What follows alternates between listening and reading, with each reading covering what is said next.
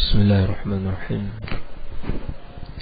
إن الحمد لله نحمده ونستعينه ونستغفره ونعوذ بالله من شرور أنفسنا وسيئات أعمالنا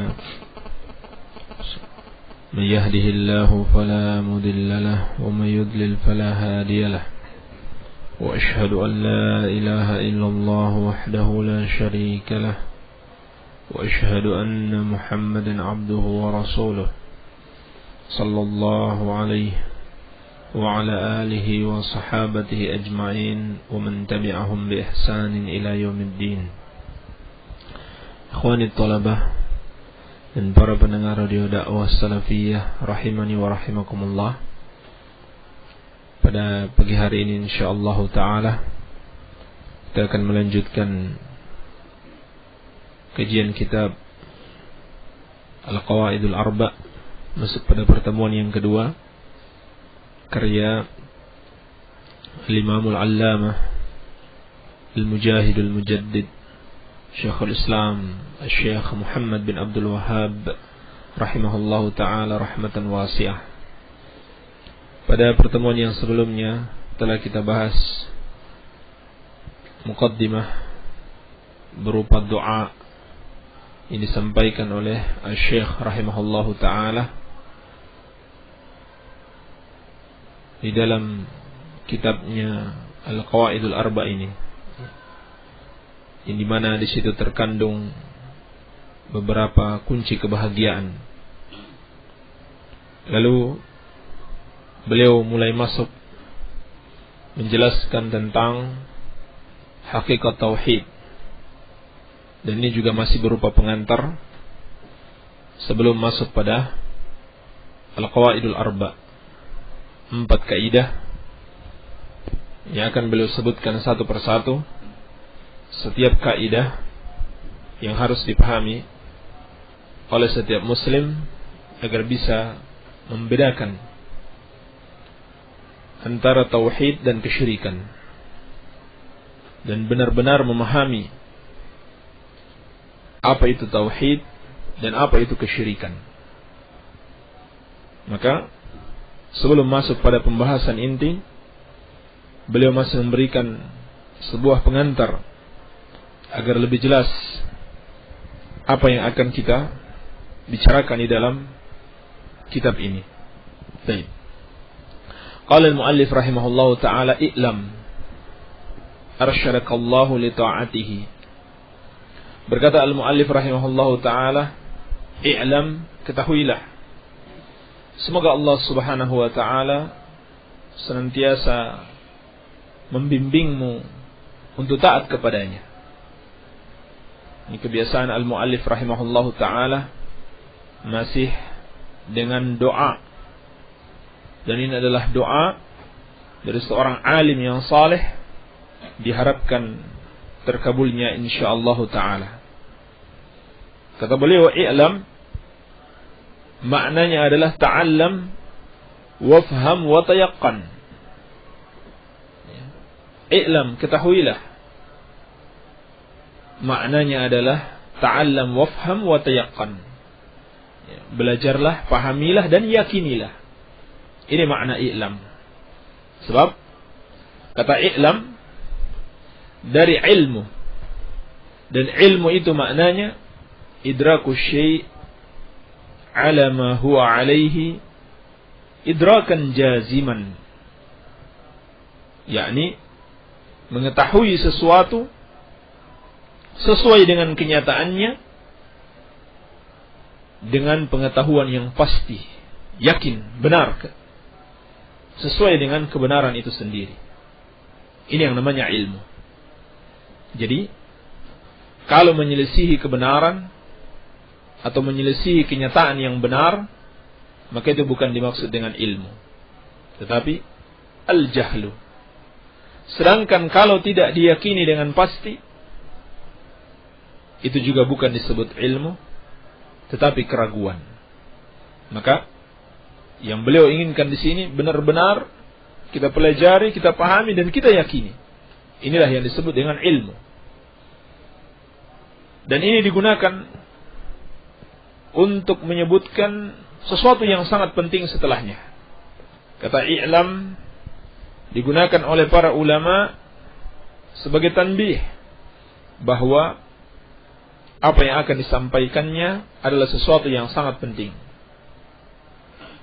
Lalu sebagaimana kebiasaan beliau rahimahullah, sebelum menyampaikan apa yang akan beliau sampaikan, diselingi dengan doa, arsyadakallahu li ta'atihi.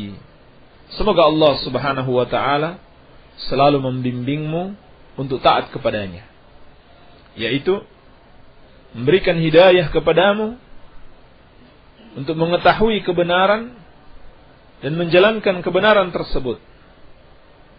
Taat kepadanya dengan menjalankan perintah-perintahnya dan menjauhi larangan-larangan Allah Subhanahu wa taala.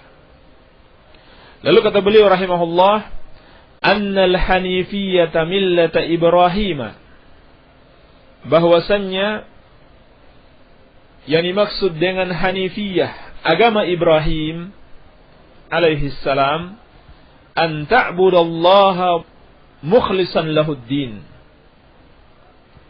engkau beribadah kepada Allah dengan mengikhlaskan seluruh agama ini hanya bagi Allah Subhanahu wa taala.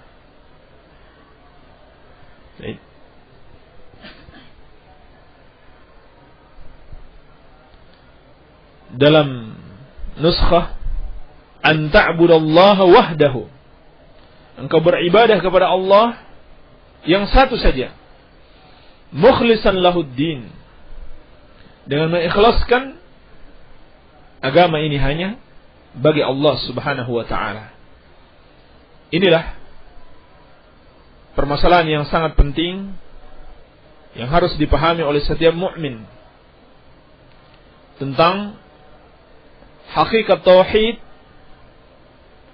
adalah apa yang Allah perintahkan kepada seluruh para nabi dan rasul. Di antaranya kepada Nabi Ibrahim alaihi salam. Dan Nabi Ibrahim alaihi salam adalah seorang nabi yang sangat menonjol dikarenakan kesabaran beliau di dalam memperjuangkan tauhid dan mempertahankannya di saat-saat orang-orang yang dekat dengan beliau justru menolak untuk mentauhidkan Allah Subhanahu wa taala. Sehingga Allah Subhanahu wa taala memuji Nabi Ibrahim alaihissalam, "Inna Ibrahim kana ummatan qanitan lillahi hanifan wa lam yakun minal musyrikin." Sesungguhnya Ibrahim adalah umat. Makna umat adalah imam. Qanitan lillah, yang selalu taat kepada Allah. Hanifan, yang hanif. Walam yakun minal musyrikin, dan dia bukan termasuk orang-orang yang menyekutukan Allah.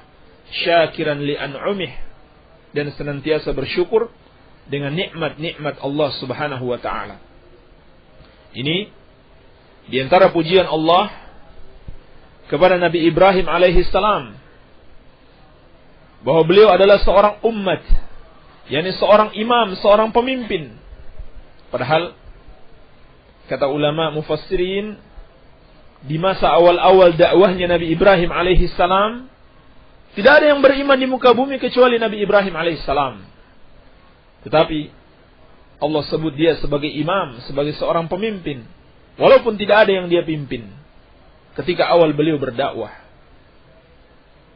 Ini sebagai nikmat yang Allah berikan kepada mereka yang yakin dan sabar dengan tauhid, dengan janji Allah Subhanahu wa taala kepada orang-orang yang beriman dan bertakwa kepadanya. Siapa yang beriman dan bertakwa, terus memperjuangkan tauhid, mempertahankan tauhid di dalam dirinya, dia akan meraih kepemimpinan di dalam agama. Sebagaimana firman Allah, وَجَعَلْنَا مِنْهُمْ أَئِمَّةً يَهْدُونَ بِأَمْرِنَا لَمَّا صَبَرُوا وَكَانُوا بِآيَاتِنَا يُوقِنُونَ. Dan kami jadikan mereka para pemimpin yang berjalan dengan hidayah dari kami ketika mereka sabar dan mereka yakin dengan ayat-ayat kami. Oleh karena itu, Nabi Ibrahim alaihissalam patut dijadikan teladan, patut dijadikan contoh, sehingga Allah Subhanahu wa taala memerintahkan nabinya Muhammad sallallahu alaihi wasallam untuk mengikuti agama Nabi Ibrahim alaihissalam. Dan inilah dasar yang menjadikan Asy-Syaikh rahimahullahu taala membahas apa itu agama Nabi Ibrahim alaihissalam. Sebab Allah Subhanahu wa taala telah memerintahkan Nabi Muhammad sallallahu alaihi wasallam untuk mengikuti agama Nabi Ibrahim. Seperti dalam surat An-Nahl ayat ke-123. Tsumma auhayna ilaika an ittabi' millata Ibrahim hanifa wa ma kana minal musyrikin. Kata Allah Subhanahu wa taala, kemudian kami wahyukan kepadamu, hendaklah kamu mengikuti agama Nabi Ibrahim yang hanif. Dan dia tidaklah termasuk orang-orang yang menyekutukan Allah Subhanahu wa taala. Ini dasar perintah memahami hakikat agama Nabi Ibrahim yang disebut sebagai orang yang hanif. Berkata Al-Imam Ibnul Qayyim rahimahullahu taala, yang dimaksud dengan al-hanif adalah al-muqbilu 'ala Allah, al-mu'rid an kulli ma siwah. Nabi Ibrahim adalah orang yang hanif, adalah yang selalu beribadah kepada Allah, mengharap hanya kepadanya, takut hanya kepadanya, bertawakal hanya kepadanya, al-mu'rid an kulli ma siwah. Dan dia berpaling dari segala sesuatu selain Allah Subhanahu wa taala. Ini yang dimaksud dengan hanif yang disifatkan kepada Nabiullah Ibrahim alaihi salam. Demikian pula pentingnya memahami hakikat agama Nabi Ibrahim alaihi salam sebagai bantahan kepada kaum musyrikin, khususnya orang-orang Yahudi dan Nasrani yang juga mengklaim mereka itu katanya agama warisan dari Nabi Ibrahim alaihi salam. Iya. Ini klaim orang Yahudi juga diklaim oleh orang-orang Nasrani. Sebab memang di dalam sejarah seluruh para nabi dan rasul yang datang setelah Nabi Ibrahim alaihi salam adalah keturunan Nabi Ibrahim alaihi salam. Sehingga Nabi Ibrahim alaihi salam disebut sebagai Abul Anbiya, bapaknya para nabi. Dan ini sebagai pemuliaan Allah kepada orang yang benar-benar mentauhidkan Allah Subhanahu wa taala. Allah Subhanahu wa taala menjaga keturunannya. Sebagaimana firman Allah, "Wa ja'alna fi dzurriyyatihi an-nubuwata wal kitab." Kami jadikan pada keturunannya kenabian dan kitab. Ini diturunkan kitab kepada para nabi tersebut. Seluruh para nabi yang datang setelah Nabi Ibrahim alaihissalam adalah keturunan Ismail dan Ishak. Seluruh nabi Bani Israel adalah keturunan Ishak. Dan Nabi kita yang mulia Muhammad sallallahu alaihi wasallam adalah keturunan Nabi Ismail alaihi salam.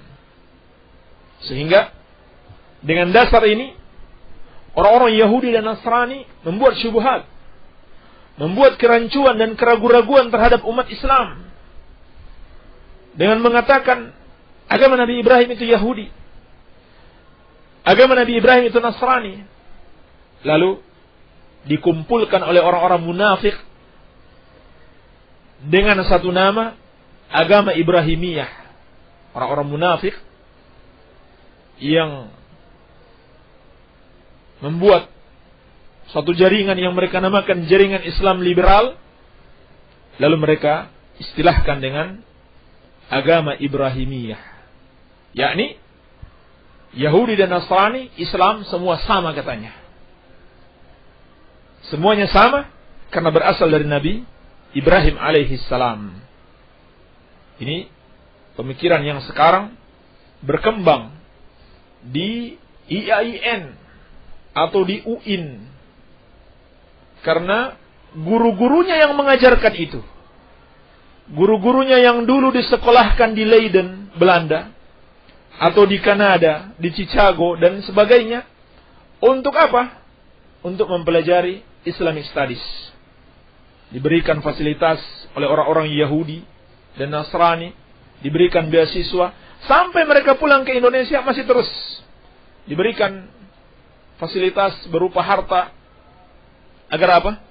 Merusak Islam dari dalam. Lalu mulailah mereka menghembuskan bahwa semua agama sama. Yahudi dan Nasrani dan Islam sama karena asalnya dari Nabi Ibrahim alaihissalam yang mereka sebut dengan agama Ibrahimiyah. Padahal Allah Subhanahu wa taala telah membantah jauh sebelum munculnya penyimpangan ini di dalam Al-Quran, dalam surat Ali Imran ayat ke-67. Allah Subhanahu wa taala berfirman, "Ma kana Ibrahimu Yahudiyan wala Nasraniyan, walakin kana hanifan muslima wa ma kana minal musyrikin." Tidaklah Nabi Ibrahim itu Yahudi, bukan pula Nasrani, tetapi dia adalah seorang yang hanif, yakni seorang yang beribadah hanya kepada Allah dan berpaling dari sesembahan selain Allah, muslima. Dia seorang muslim yang selalu menyerahkan diri kepada Allah, wa ma kana minal musyrikin, dan dia bukanlah termasuk orang-orang yang menyekutukan Allah Subhanahu wa taala. Maka tahulah kita, agama Yahudi dan Nasrani memang awalnya dibawa oleh para nabi dan rasul, keturunan Nabi Ibrahim alaihissalam. Awalnya mereka mentauhidkan Allah, tapi kemudian mereka telah menyekutukan Allah Subhanahu wa taala, sehingga para nabi dan rasul seluruhnya berlepas diri dari mereka itu, dari mereka yang menyekutukan Allah. Sebab seluruh para nabi dan rasul diutus untuk mengajak manusia agar mentauhidkan Allah Subhanahu wa taala. Tetapi orang-orang Yahudi dan Nasrani justru membuat agama yang dibawa oleh para nabi dan rasul menjadi agama kesyirikan yang tadinya adalah agama tauhid. Sebagaimana firman Allah, "Walaqad ba'atsna fi kulli ummatin rasula an ibudullaha wajtanibut taghut." Dan sungguh kami telah mengutus pada setiap kaum itu seorang rasul. Setiap rasul itu mengatakan an ibudullah wajtanibut taghut. Sembahlah Allah dan jauhilah at-taghut, yaitu segala sesuatu yang disembah selain Allah Subhanahu wa taala. Jadi inilah pentingnya memahami hakikat agama Nabi Ibrahim alaihissalam. Lalu apa itu agama Nabi Ibrahim alaihissalam? An ta'budallaha wahdah mukhlishan lahuddin. Engkau beribadah kepada Allah yang satu saja dalam keadaan ikhlas. Seluruh amalan agama ini engkau persembahkan hanya kepada Allah Subhanahu wa taala, dan karena Allah Subhanahu wa taala. Ini pokok agama Nabi Ibrahim alaihissalam, mentauhidkan Allah di dalam ibadah dan melakukan ibadah dengan ikhlas.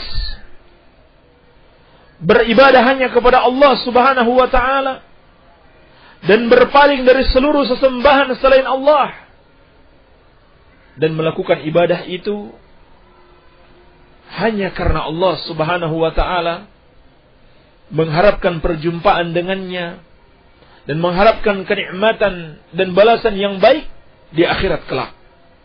Inilah agama Nabi Ibrahim alaihissalam, yang mana Nabi Muhammad sallallahu alaihi wasallam dan umatnya diperintahkan untuk mengikuti agama tersebut.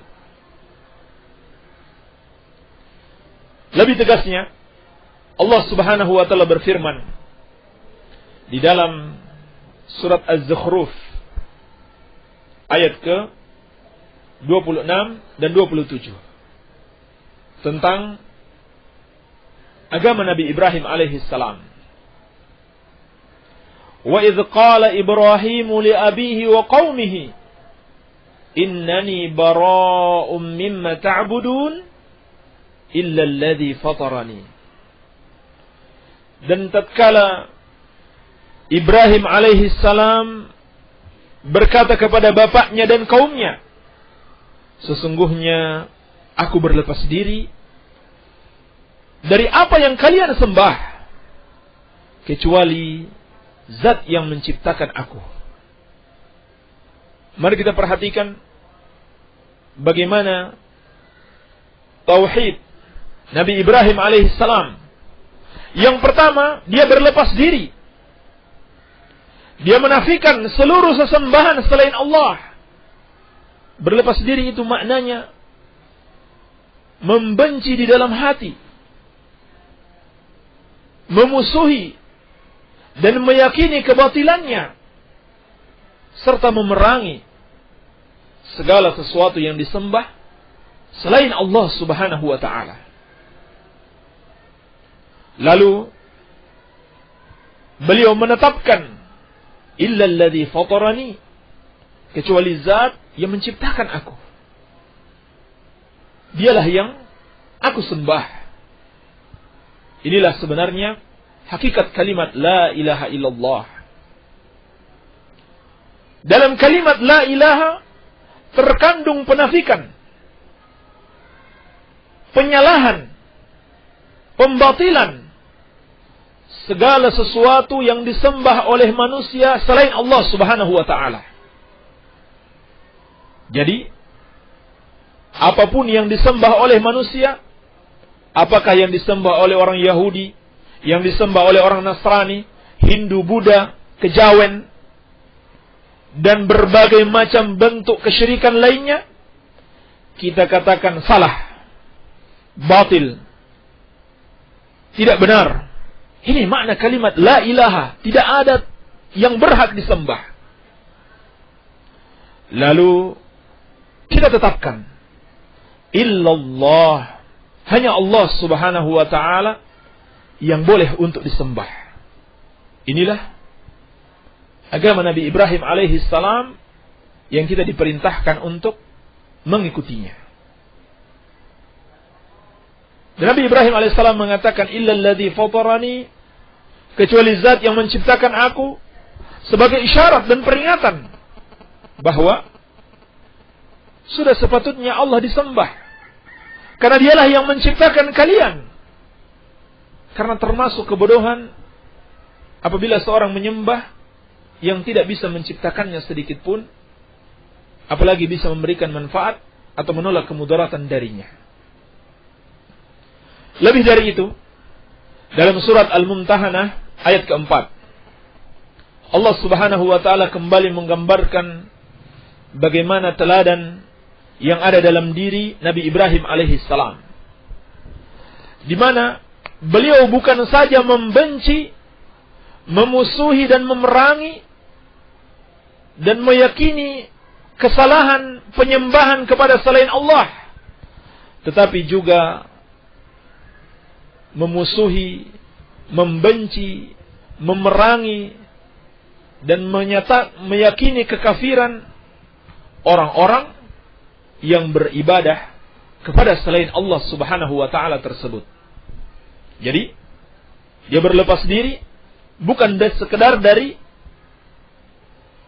sesembahan selain Allah, tetapi juga kepada orang-orang yang menyembah kepada selain Allah tersebut.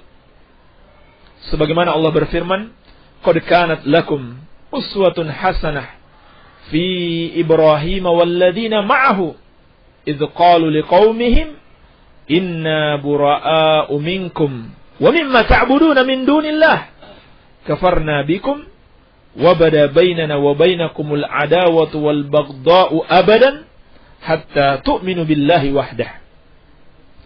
Kata Allah Subhanahu wa taala, sungguh telah ada bagi kalian teladan yang baik pada diri Nabi Ibrahim alaihi salam dan pengikutnya ketika mereka berkata kepada kaumnya sendiri, inna bura'a'u minkum wa mimma ta'buduna min dunillah. Sesungguhnya kami berlepas diri dari kalian dan dari apa yang kalian sembah selain Allah Subhanahu wa ta'ala. Kafarna bikum, kami salahkan kalian, kami ingkari kalian. Wabada bainana wa bainakumul adawatu wal baghdha'u abadan. Dan telah nampak jelas sekali antara kami dengan kalian permusuhan dan kebencian selama-lamanya. Hatta tu'minu billahi wahdah, sampai kalian beriman kepada Allah Subhanahu wa ta'ala yang satu saja. Inilah sikap seorang muwahhid, sikap seorang yang benar-benar mentauhidkan Allah Subhanahu wa ta'ala. Dia berlepas diri dari segala macam bentuk kesyirikan dan orang-orang yang menyekutukan Allah Subhanahu wa ta'ala. Sehingga seorang belum dikatakan sebagai mukmin, belum dikatakan sebagai muslim apabila di dalam hatinya masih ada pembenaran kepada sesembahan selain Allah. Misalkan dia meyakini boleh-boleh saja mereka beribadah kepada selain Allah, boleh-boleh saja gonta-ganti agama, kan hak masing-masing, hak asasi manusia, dijamin undang-undang. Siapa saja mau memilih agama terserah dia, benar-benar saja, sah-sah saja, maka dia kafir kalau memiliki keyakinan seperti ini.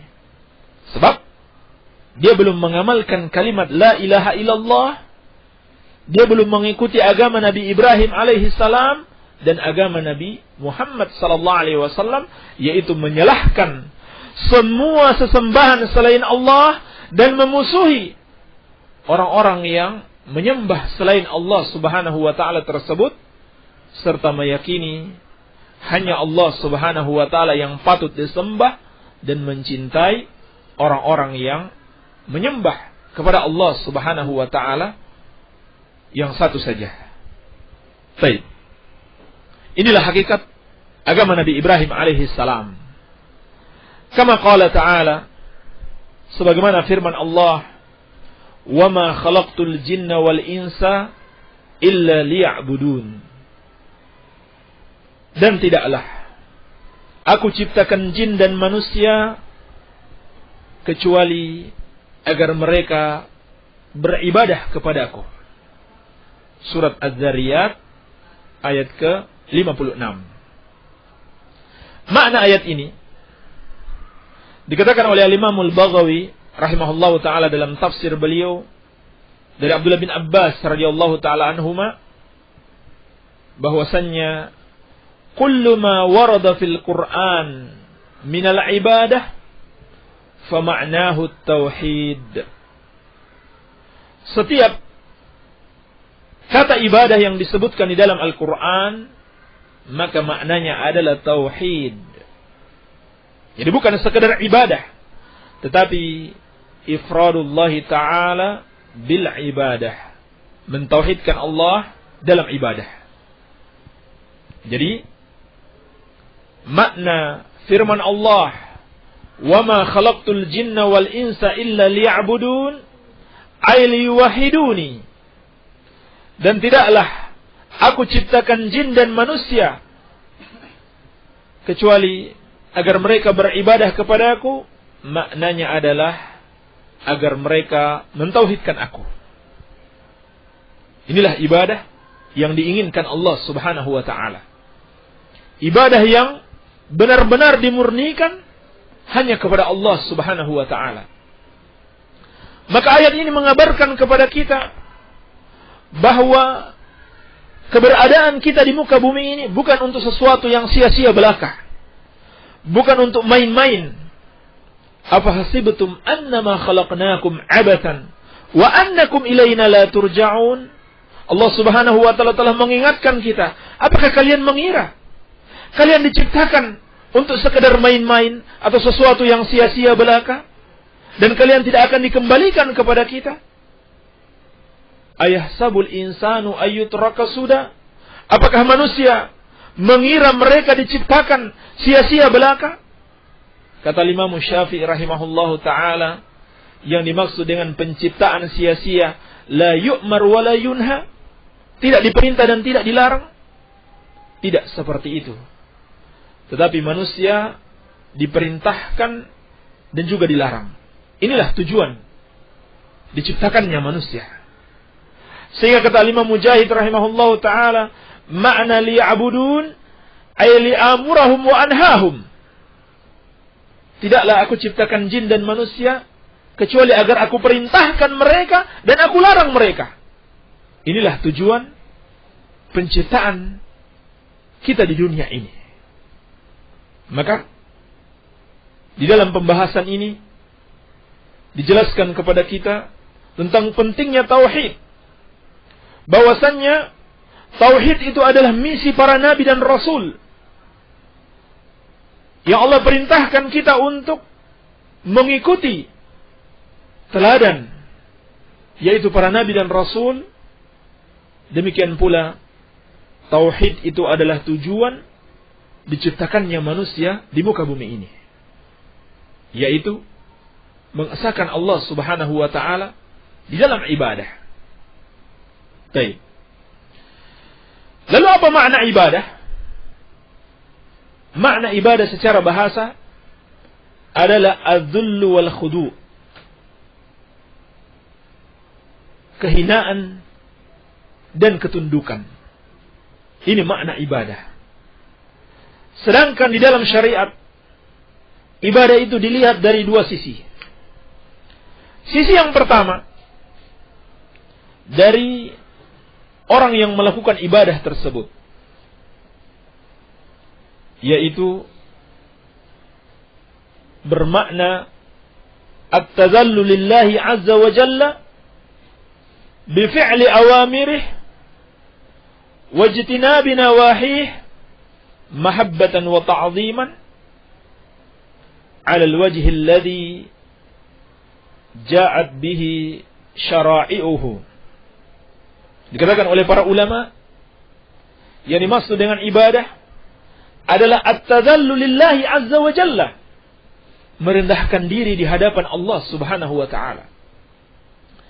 Bi fi'li awamirih, dengan selalu menjalankan perintah-perintah Allah, wajtinabi nawahih, dan menjauhi larangan-larangan Allah, mahabbatan wa ta'ziman, dengan penuh cinta dan pengagungan kepada Allah Subhanahu wa taala. Ala al-wajhi alladhi ja'at bihi syara'i'uhu, sesuai dengan cara yang ada di dalam syariat Allah Subhanahu wa taala. Ini ibadah apabila dilihat dari sisi orang yang menjalankan ibadah.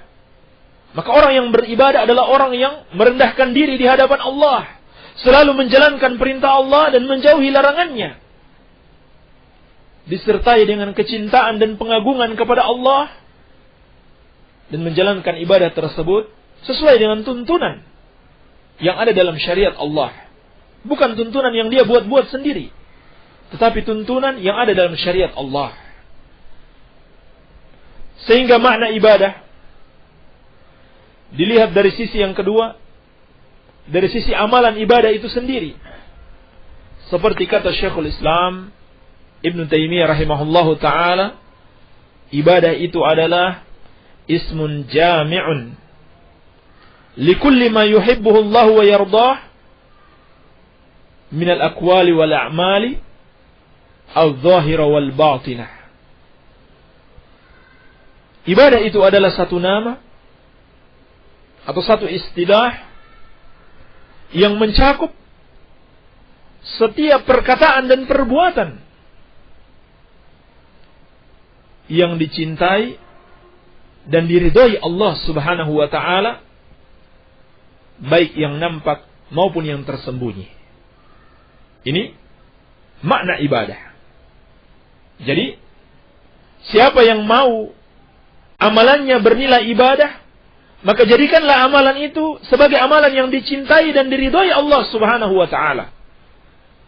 Barulah dia bernilai ibadah. Baik itu berupa perkataan ataukah perbuatan. Bisa dilihat oleh orang atau bisa mereka dengarkan, maupun yang tersembunyi, yang ada dalam hati.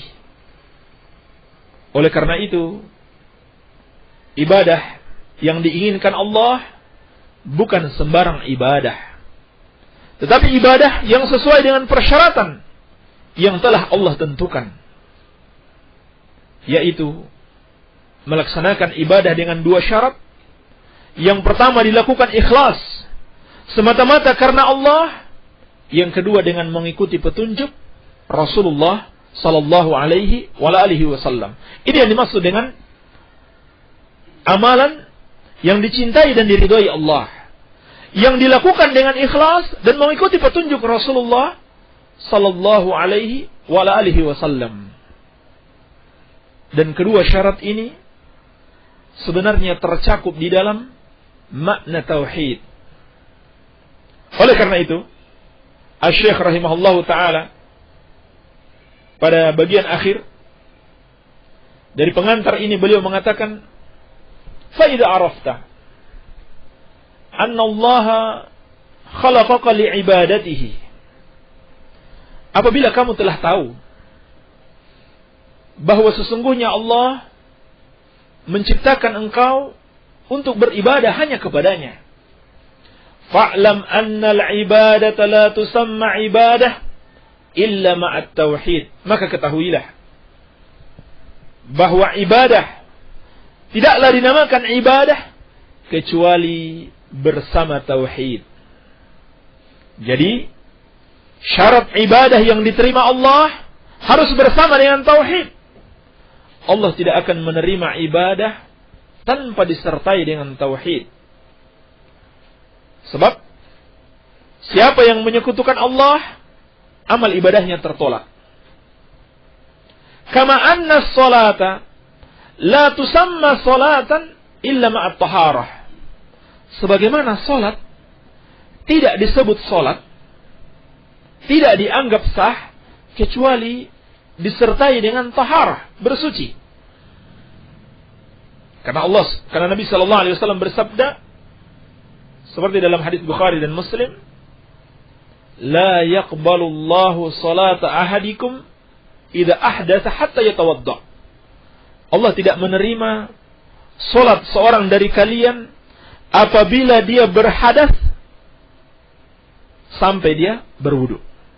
Yakni apabila seorang belum suci, belum bersuci, maka salatnya tidak diterima.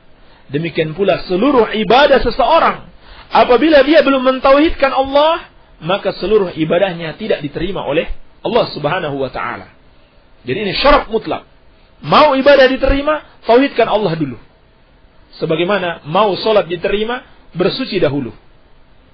Fa idza dakhala asy-syirku fil ibadah fasadat. Maka apabila syirik masuk di dalam ibadah seseorang, rusak ibadahnya.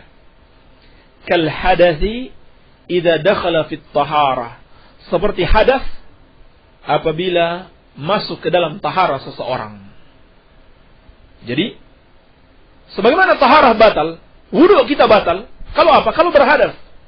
Seperti kentut, kencing, atau buang air besar.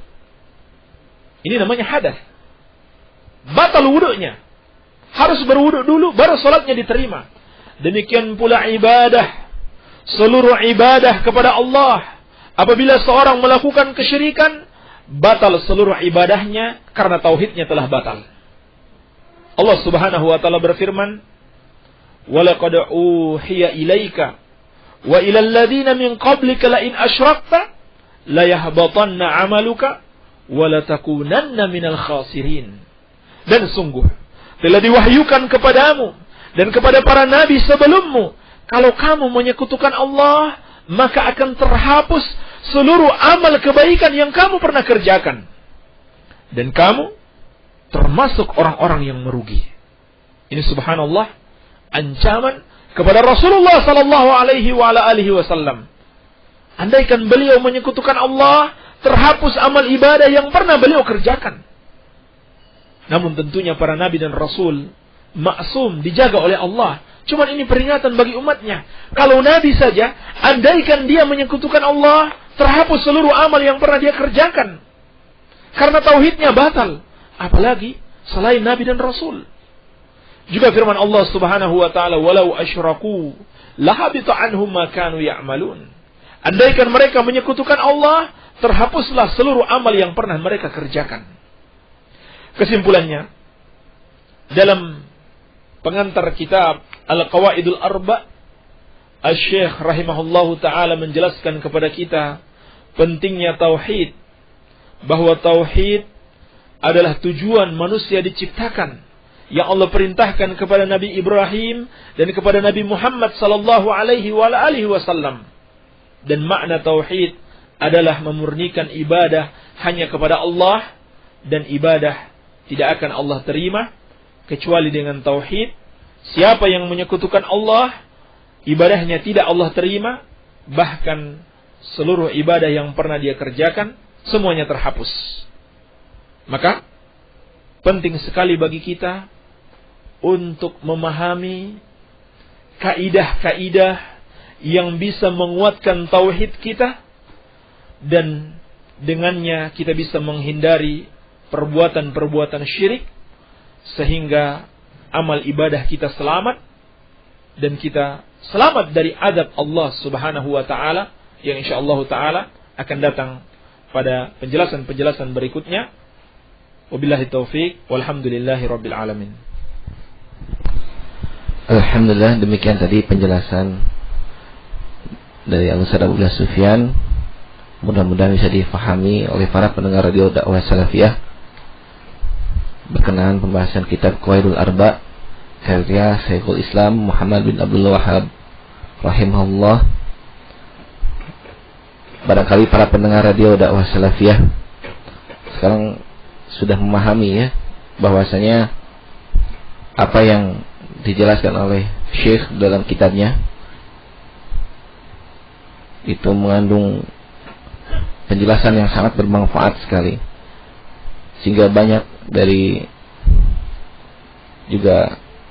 musuh-musuhnya, sehingga Syekh dibenci dan banyak dikatakan sebagai Wahabi. Nah ini padahal isinya Masya Allah mengajak kepada agama tauhid, sebagaimana tadi yang telah dijelaskan tentang isi kitab karya-karya Syekh Muhammad bin Abdul Wahhab. Itu demikian mungkin. Dan sekarang kita masuki sesi tanya jawab. Bagi yang ingin bertanya atau yang belum jelas, silakan tanyakan saja ke Al-Ustaz Abdullah Sufyan. Bisa dikirimkan melalui SMS ke nomor 085353020304. Mungkin langsung saja untuk kepada Al-Ustaz untuk menjelaskan pertanyaan yang telah masuk.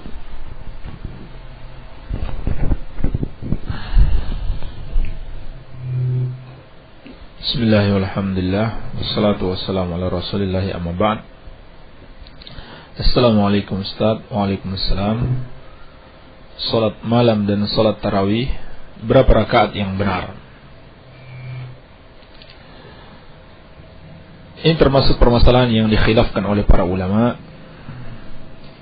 Sebagian ulama membatasi maksimal dia 11 rakaat berdasarkan hadis-hadis yang sahih dalam as-sahihain, bahwa Nabi sallallahu alaihi wasallam salat malam tidak melebihi dari 11 rakaat. Ini hadis-hadis yang sahih di dalam Bukhari dan Muslim dari Aisyah Ummul Mukminin radhiyallahu taala anha. Hanya saja pendapat yang benar dalam hal ini insyaallah taala tidak ada pembatasan. Tidak ada pembatasan. Mau sholat berapa saja sesuai kemampuan, itu dibolehkan. Sebab terkadang Nabi sallallahu alaihi wasallam salat 9 rakaat, 7 rakaat, itu sesuai yang beliau inginkan atau sesuai kemampuan beliau. Iya. Oleh karenanya dalam hadis Bukhari dan Muslim dari Ibnu Umar radhiyallahu taala anhuma, Nabi sallallahu alaihi wasallam bersabda, "Salatul laili mathna mathna. Fa idza khifta as-subha fa'autir bi wahidatin." Salat malam itu 2-2. 2 rakaat selesai tambah lagi 2 rakaat. 2 rakaat selesai tambah lagi 2 rakaat. Kalau kamu takut mau masuk waktu subuh, maka tutup dengan 1 witir. Artinya apa? Hadis ini tidak ada pembatasan. Salat semampunya sampai mendekati subuh. Ini pendapat jumhur ulama. Dari kalangan sahabat terdapat riwayat-riwayat yang sahih, para sahabat salat lebih dari 11 atau lebih dari 13 rakaat. Demikian pula ini yang dirajihkan oleh Syekh Ibnu Baz rahimahullahu taala. Bagaimana cara mendoakan orang yang sudah meninggal? Dengan membaca surat Al-Fatihah termasuk mendoakan apa? Doa. Baik. Mendoakan orang yang sudah meninggal adalah dengan memohonkan ampunan dan rahmat untuknya kepada Allah Subhanahu wa taala. Seperti kita mengatakan Allahumma ghfir lahu warhamhu wa'afihi wa'fu anhu. Ini artinya doa. Adapun kita membacakan Al-Qur'an dengan niat agar pahalanya sampai ke orang yang sudah meninggal, itu bukan doa. Itu bukan doa. Lain. Dan itu tidak ada contohnya dari Rasulullah sallallahu alaihi wasallam. Mau menjelaskan dan rinciannya, apa arti fahsya dan munkar? Disebutkan dalam tafsir At-Tabari, fahsya itu artinya zina, sedangkan munkar artinya maksiat kepada Allah. Walaupun sama-sama maksiat, hanya saja di dalam Al-Quran hal ini digunakan sebagai penekanan akan kejinya perbuatan zina, sehingga perlu ditekankan, disebutkan berulang walaupun sudah disebutkan atau sudah tercakup di dalam makna munkar. Baik, ini tujuan dari penyebutan secara berulang.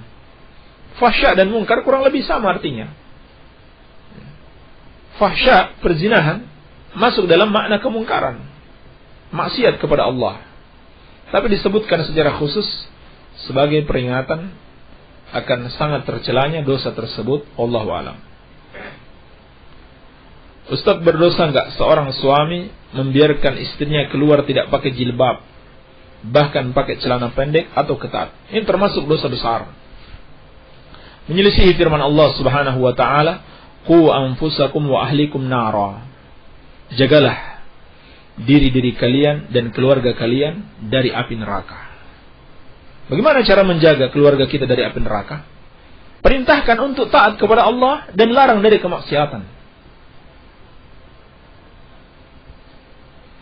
Demikian pula Nabi SAW bersabda, tidak akan masuk surga dayyuth, seorang laki-laki yang tidak cemburu. Tidak cemburu melihat istrinya melakukan maksiat, apalagi keindahan tubuhnya, kemuliaan tubuhnya dilihat oleh laki-laki lain. Dan masuk juga di situ tidak cemburu melihat mahramnya berbuat maksiat. Kata Nabi SAW, tidak akan masuk surga, menunjukkan dosa yang sangat besar. Dosa besar seorang suami membiarkan istrinya berbuat maksiat. Kalau dia mengatakan cinta kepada istrinya dalam keadaan dia membiarkan istrinya melakukan maksiat, ini cinta yang palsu, bukan cinta yang sebenarnya. Tidak memahami hakikat kecintaan.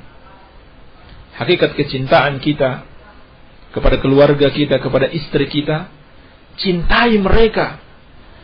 Jangan sampai mereka masuk neraka. Ini hakikat kecintaan. Kalau benar-benar sayang dengan istri dan keluarga kita, sayangi, jangan sampai dia disentuh oleh api neraka. Baik. Ustaz mau nanya, apakah daging ular itu haram? Dan kalau haram, apa dalilnya? Daging ular haram sebab dia masuk dalam kategori binatang-binatang yang buruk, khaba'ith, yang diharamkan di dalam Islam. Bukan termasuk thayyibat. Sehingga Nabi SAW dalam hadis yang diriwayatkan Imam Muslim memerintahkan uqtulul hayat, uqtulul hayyat, bunuh ular-ular. Ini ular, hewan yang diperintahkan dibunuh. Ulama menjelaskan seluruh hewan yang diperintahkan dibunuh itu haram untuk dimakan. Seluruh hewan yang diperintahkan dibunuh haram untuk dimakan. Baik. Sebagaimana hewan yang dilarang dibunuh juga haram dimakan. Tolong terangkan ketentuan dan tata cara seorang wanita menjadi imam. Karena di pondok kami ketika sholat bacaan imamnya keras sampai terdengar keluar. Baik. Cara wanita menjadi imam sama dengan laki-laki, kecuali ada beberapa perbedaannya. Seperti yang disebutkan para ulama. Yang pertama, imam berdiri di tengah saf, pada saf yang paling depan. Tidak seperti laki-laki berdiri di depan, memimpin seperti memimpin sendirian dia. Kalau imam di tengah-tengah saf, tidak lebih ke depan, tidak lebih ke belakang, pas di tengahnya, pada saf yang paling depan. Baik. Yang kedua, hukumnya sholat berjamaah bagi wanita itu sunnah, tidak sampai wajib sebagaimana bagi laki-laki. Kemudian yang ketiga, tidak perlu azan dan iqamah. Yang keempat, seperti yang disebutkan oleh Syekh Shalih Al-Fauzan dalam kitabnya Tanbihat ala ahkamin takhtassu bil mu'minat, bahwasannya tidak boleh mengeraskan suaranya sampai terdengar oleh yang bukan mahramnya. Jadi boleh dia mengeraskan suara, tapi dengan syarat jangan sampai terdengar yang bukan mahramnya, karena itu termasuk pintu dari pintu-pintu fitnah. Baik. Tolong jelaskan dalil mengenai gerakan-gerakan telunjuk dalam tasyahud. Dalilnya lemah. Ini pendapat yang sahih, hadisnya dhaif, wallahu alam. Ya ayyuhalladzina amanu kutiba alaikumus shiyam kama kutiba alal ladzina min qablikum la'allakum tattaqun. Apa arti kalimat di atas, Ustaz? Artinya, wahai orang-orang yang beriman, diwajibkan atas kalian berpuasa sebagaimana telah diwajibkan kepada orang-orang sebelum kalian, yaitu kepada orang-orang sebelum umat Islam, agar kalian bertakwa. Afwan Ustaz, ana punya kebiasaan hari haid, hari ketemu hari. Misalnya ana haid hari Senin, biasanya hari Senin berikutnya sudah bersih. Sekarang ana pakai KB suntik. Ana haid sudah lebih dari hari kebiasaan ana, tapi warna dan bau darahnya ana yakin itu darah haid. Yang jadi masalah, haidnya itu lebih dari hari kebiasaan. Lalu bagaimana Ustaz, apa itu terhitung haid atau bukan? Karena perasaan ana tidak tenang meninggalkan ibadah salat. Ana tunggu jawabannya. Baik. Kalau dipastikan darahnya sesuai dengan sifat-sifat darah haid, maka tidak boleh melakukan salat. Walaupun lamanya haid sudah melebihi kebiasaan. Sebab seperti yang disebutkan memang ada sebab. Ada suatu sebab yang menyebabkan berubahnya kebiasaan. Hatta walaupun tidak ada sebab, kebiasaan mungkin berubah. Kebiasaan mungkin saja berubah. Jadi itu bukan menjadi patokan. Itu cuma sebagai membantu wanita untuk mengetahui masa-masanya. Tetapi yang menjadi ukuran terpenting adalah darah. Keluar atau tidak. Karena sebab bisa jadwal, waktu, kebiasaan bisa berubah-ubah. Apalagi kalau memang ada sebab seperti menggunakan KB dan sebagainya. Maka yang menjadi ukuran adalah darahnya itu sendiri. Ya. Seperti dalam hadis Sa'id Al-Khudri dalam Bukhari dan Muslim, "Alaysa idza ra'atid dam lam tusalli?" Bukankah wanita itu apabila dia melihat darah, dia tidak salat? Menunjukkan bahwasanya ukuran atau patokan adalah darahnya, bukan hari atau waktunya. Baik. Jadi kalau sudah jelas-jelas darahnya, yakin itu darah haid, maka tidak boleh melakukan salat. Baik. Ustaz, kata kiai saya yang ngajar zikir 5.000 kali melalui Jibril, Rasul dan sahabatnya Abu Bakar As-Siddiq, Umar, Uthman, Ali, tabi'in, tabi'ut tabi'in, ulama salaf, ahli madhab, dan Islamnya Ustaz yang disebut Naqsyabandiyah. Katanya Islam yang paling terdahulu, paling tua katanya. Gimana Ustaz menurut kata-katanya, kira-kira benar tidak? Mohon dijelaskan dari Buyati Margasari Sidarja. Perkataan seperti ini tidak berdasarkan dalil sama sekali. Kalau benar-benar itu berdasarkan dari Rasul sallallahu alaihi wasallam, mana dalilnya? Kan Nabi sallallahu alaihi wasallam sudah berpesan, "Taraktu fikum amrayni, ma in tamassaktum bihima lan tadillu abadan, kitab Allah wa sunnat Rasulih." Aku tinggalkan pada kalian apa? 2 perkara, kitab Allah dan Rasulnya. Kalau kalian masih berpegang teguh dengan kedua perkara tersebut, kalian tidak tersesat. Kalau begitu, yang namanya ajaran Rasul ada di dalam kitab Allah dan sunnahnya. Kalau tidak ada dalam kitab Allah dan sunnahnya, maka ini tidak bisa dipertanggungjawabkan. Jadi, ini pesannya. Pesan Nabi SAW, aku tinggalkan kepada kalian 2 perkara. Kitab Allah, Al-Quran, dan sunnahnya, yakni hadis-hadis Rasulullah SAW. Sekarang lihat, apa ada zikir 5.000 kali? Diajarkan Rasul, diajarkan sahabat, diajarkan Abu Bakar, Umar, di dalam Al-Quran dan As-Sunnah. Apa tercantum dalam Al-Quran dan Sunnah mereka mengajarkan seperti itu? Ataukah hanya bualan mereka saja? Maka jangan kita amalkan kecuali seperti yang diwasiatkan oleh Rasulullah SAW. Kalau kita berpegang teguh dengan Al-Quran dan Sunnah, kita tidak akan tersesat. Itu bermakna kalau kita tidak mengambil dari Al-Quran dan Sunnah, kita pasti tersesat. Ini cuma sekedar klaim-klaim. Setiap orang bisa mengklaim Islam saya yang paling benar, tapi harus dibuktikan. Buktinya mana? Buktinya adalah dengan Al-Quran wa sunnah Rasulullah sallallahu alaihi wasallam, seperti pesan Nabi sallallahu alaihi wasallam. Dan Naqsyabandiyah termasuk sekte tarekat yang sesat. Ya. Bukan yang paling tua, yang baru muncul. Pada abad-abad setelah masa-masa sahabat, setelah masa tabi'in, jauh setelah masa tabi'in. Baik. Ini cuma klaim tanpa ada bukti. Kalau bukti mana dalilnya? Dari Al-Quran dan dari As-Sunnah. Apa maksud al-maslahah al-mursalah? Al-maslahah al-mursalah itu adalah al-maslahatul lati arsalaha syari', ay atlaqaha falam ya'tabirha walam yulghiha. Ini yang dikatakan para ulama, yang dimaksud dengan al-maslahah al-mursalah yaitu suatu kemaslahatan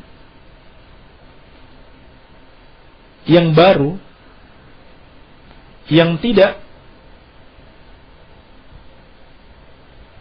ditetapkan oleh syariat dan juga tidak dinafikan. Ini al-maslahah al-mursalah. Baik. Tidak ditetapkan dan tidak dinafikan. Berbeda dengan bid'ah. Bid'ah dinafikan di dalam syariat. Yang paling penting memahami apa perbedaan al-maslahah al-mursalah dengan bid'ah. Di antara perbedaan yang mendasar, al-maslahah al-mursalah itu pada sarana ibadah. Sedangkan bid'ah pada inti ibadah itu sendiri. Seperti kita menggunakan pengeras suara ketika azan. Ini namanya al-maslahah mursalah. Ini contoh al-maslahah mursalah. Itu cuma sarana ibadah, bukan ibadah itu sendiri. Kalau bid'ah benar-benar pada ibadahnya itu sendiri. Ini diantara contohnya. Diantara perbedaannya. Perbedaan yang lain, kalau al-maslahah mursalah memudahkan, kalau bid'ah memberatkan. Bid'ah itu menambah-nambah sesuatu yang menjadi beban kita. Sedangkan al-maslahah mursalah sebaliknya memudahkan kita. Baik. Seperti pengumpulan Al-Quran di dalam satu mushaf. Ini memudahkan kita. Coba kita bayangkan kalau Al-Quran tidak terkumpul dalam satu mushaf. Ya. Terpisah-pisah. Sehingga kita tidak tahu atau sangat berat bagi kita untuk menghafal Al-Quran, mempelajari Al-Quran. Mungkin kita tidak tahu urutan-urutannya kalau para sahabat tidak mengumpulkannya. Ini contoh al-maslahah mursalah, memudahkan umat. Kalau bid'ah sebaliknya malah menyulitkan. Baik. Jadi berbeda antara al-maslahah mursalah dengan bid'ah. Seperti zikir 5.000 kali tadi. Baik, wallahu a'lam. Setelah sholat wajib, imam membaca wirid berjamaah, terus baca doa lalu diamini oleh makmumnya. Yang benar harus gimana? Apa harus mengikuti imam atau berdoa sendiri? Yang benar berdoa sendiri. Tidak ada dalilnya Nabi SAW setelah sholat lalu berzikir bersama para sahabat, lalu beliau berdoa lalu diamini oleh para sahabat. Tidak ada dalilnya satupun.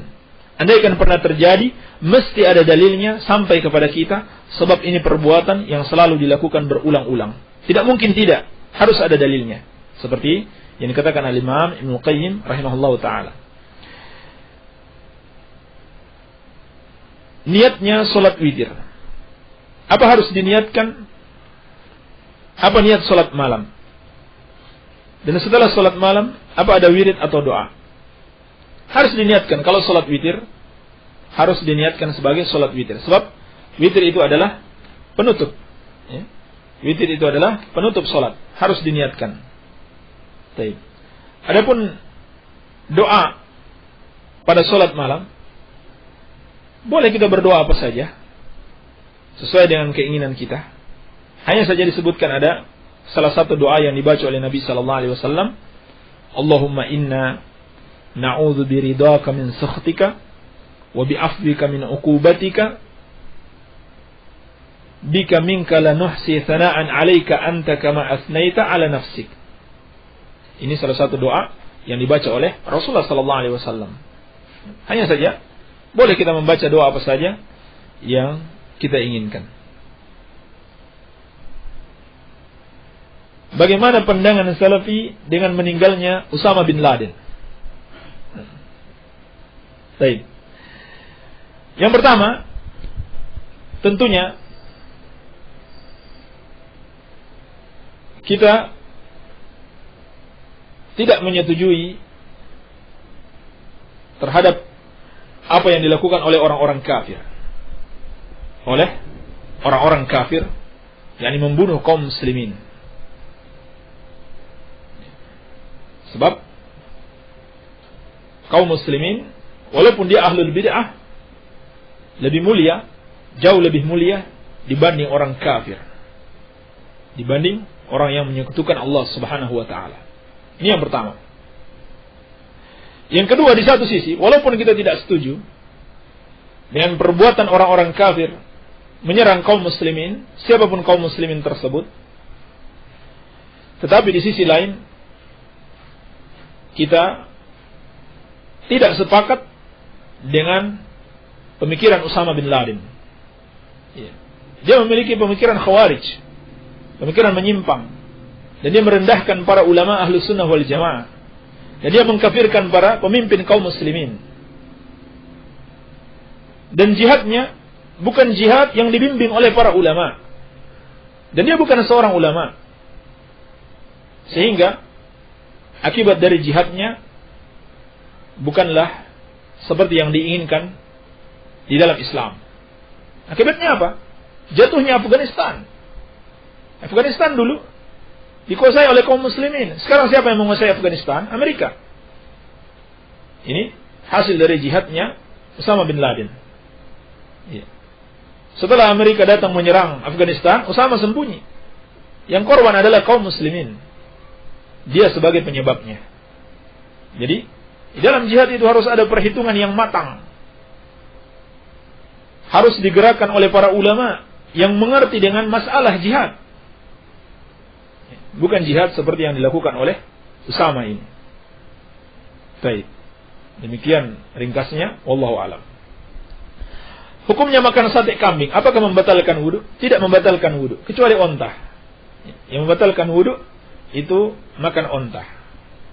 Seorang imam lupa dalam sholat, yakni menambah rakaat, yang mana seharusnya dia bertasyahud. Namun dalam hal ini dia telah berdiri sempurna.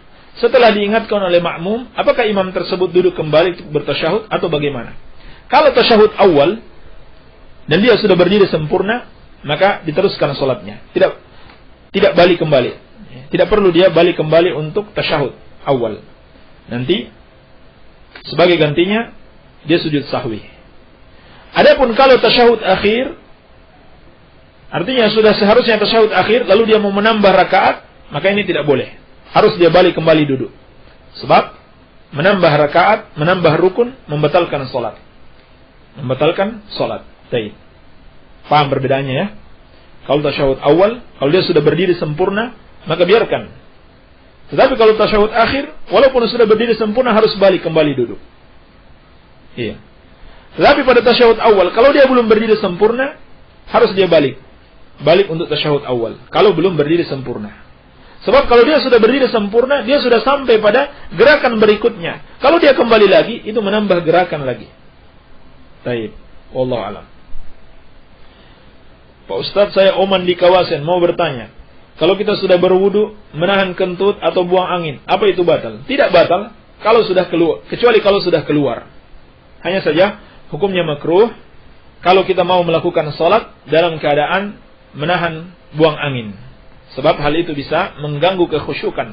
Kata Nabi sallallahu alaihi wasallam, la salata fi hadratit ta'am wala huwa yudafi'uhu al-akhbathan. Tidak ada salat apabila makanan telah dihidangkan dan bagi orang yang menahan dua kotoran. Baik. yakni kotoran buang air kecil maupun buang air besar. Baik. Ustaz, kalau bersiwak disunnahkan pakai tangan yang mana? Tidak ada ketentuan dalam syariat. Mau pakai tangan kiri, tangan yang kanan, tidak masalah insyaallah ta'ala. Bagaimana hukum di daerah sini tersebar gosip? Baik, afwan. Ini ada pertanyaan-pertanyaan yang jawabannya masih agak panjang. Waktu kita sudah habis. InsyaAllah ta'ala kita jawab pada pertemuan yang akan datang. Semoga ada manfaatnya. Subhanaka Allahumma wa bihamdika asyhadu an la ilaha illa anta astaghfiruka wa atubu ilaik. Wa sallallahu ala nabiyyina Muhammadin wa alihi wasallam. Walhamdulillahi rabbil alamin.